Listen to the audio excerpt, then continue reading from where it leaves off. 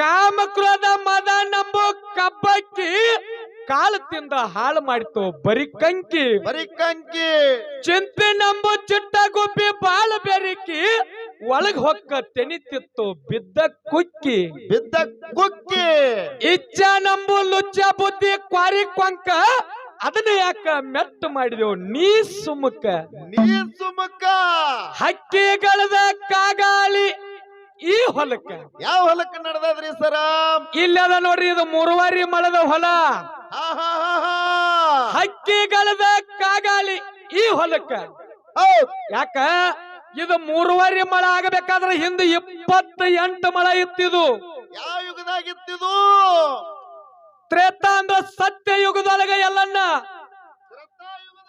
ಕೃತ ಯುಗದೊಳಗ ಮನುಷ್ಯನ ಆಯುಷ್ಯ ಎಷ್ಟಿತ್ತಪ್ಪ ಅಂತಂದ್ರ 1,00,000 ವರ್ಷ ಆಯುಷ್ಯಿತ್ತು.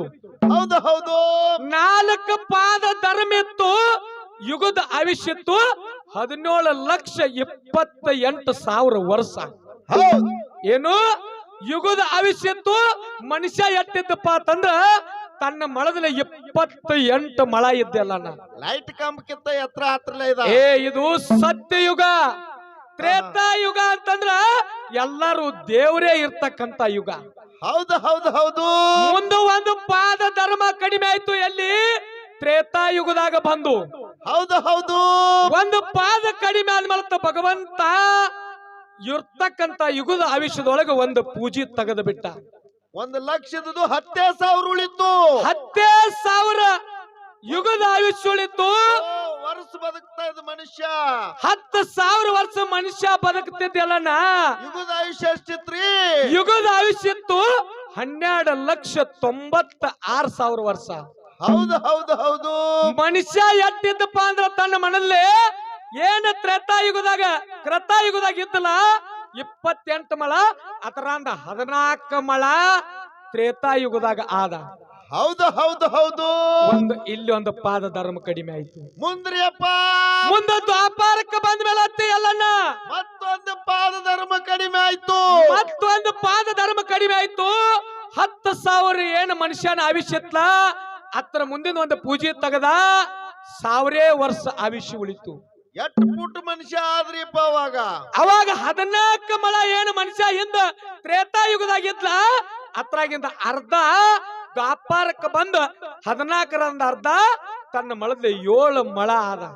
ಹೌದು ಯುಗದ ಆಯುಷ್ಯ ಎಷ್ಟಿತ್ತಲ್ಲ? ಎಷ್ಟಿತ್ರಿಪ್ಪ?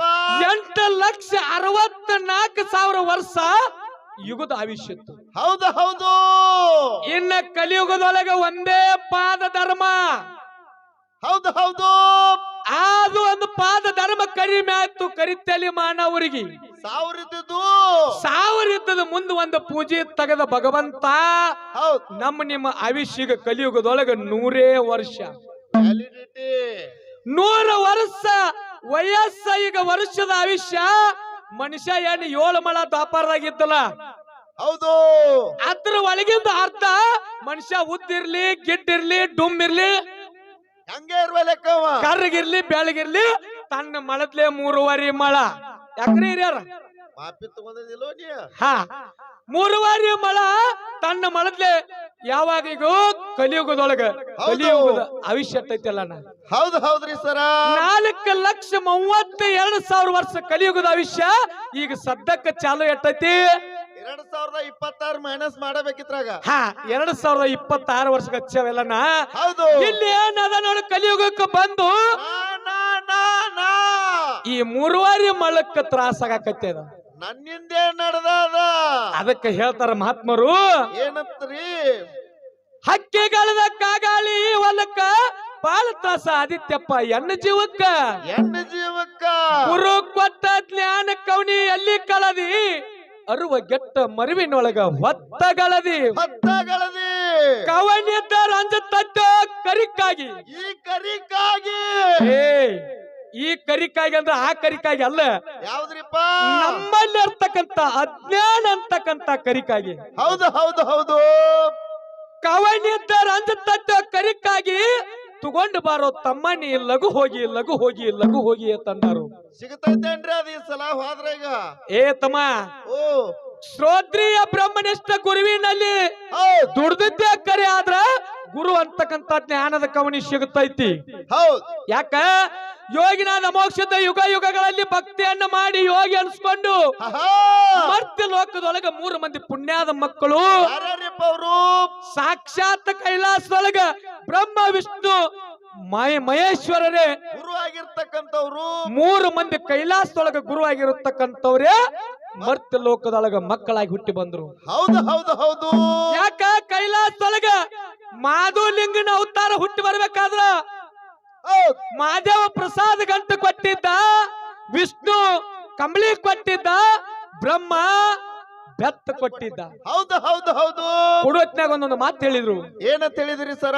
ನೀನು ಕೈಲಾಸದೊಳಗೆ ನಮ್ಮ ಸೇವಾ ಮಾಡಿದೀಯಪ್ಪ, ಆಹಾ ಅಮೋಕ್ಷಿದ್ದ ಹೌದ್ ಮರ್ತ್ಯ ಲೋಕದೊಳಗೆ ನಿನ್ನ ಮಕ್ಕಳಾಗಿ ಹುಟ್ಟಿ ಬರ್ತೀವಿ. ನಾವು ಕೊಟ್ಟ ವಸ್ತು ನಮಗ ಗುರ್ತಿ ಹಿಡಿದು ಕೊಟ್ಟೆ ಅಂದ್ರ ನಿನಗ ಕೋಟ್ಯಾನ ಕೋಟಿ ವಸ್ತು ನಿನ್ನ ಕೈವಶ ಆಗ್ತಾವ ಕೈಲಾಸದೊಳಗೆ ಆಶೀರ್ವಾದ ಮಾಡಿ ಕಳಿಸಿದ್ರು. ಹೌದು ಹೌದು ಹೌದು ಹೌದ್ರಿಪ್ಪ. ಅದೇ ಪ್ರಕಾರ ಮಾದೇವನ ಅವತಾರ ಮಾಧುಲಿಂಗ ಹುಟ್ಟಿ ಬಂದ ಎಲ್ಲಿ? ಎಲ್ಲಿರಿಪ್ಪ? ನಾಟ್ಯ ಪುತ್ಯ ಜಾಬಗೊಂಡ ಕಣಬಾಯಿ ಉದರದಲ್ಲಿ ಹುಟ್ಟಿ ಬಂದ. ಹೌದು ಯಾರು? ಮಾಯದ ಮಗ ಮಾಧುಲಿಂಗ. ಇನ್ನು ತೇರ್ವಾಡ ಮಂಗರ ಇದ್ದು ಭೀಮರಾಯ ಗೌಡ ಮಡದಿ ಬಸಲಿಂಗಮ್ಮ ಅಮ್ಮದ ನಗರಕ್ಕೆ ಹುಟ್ಟಿ ಬಂದ್ರು.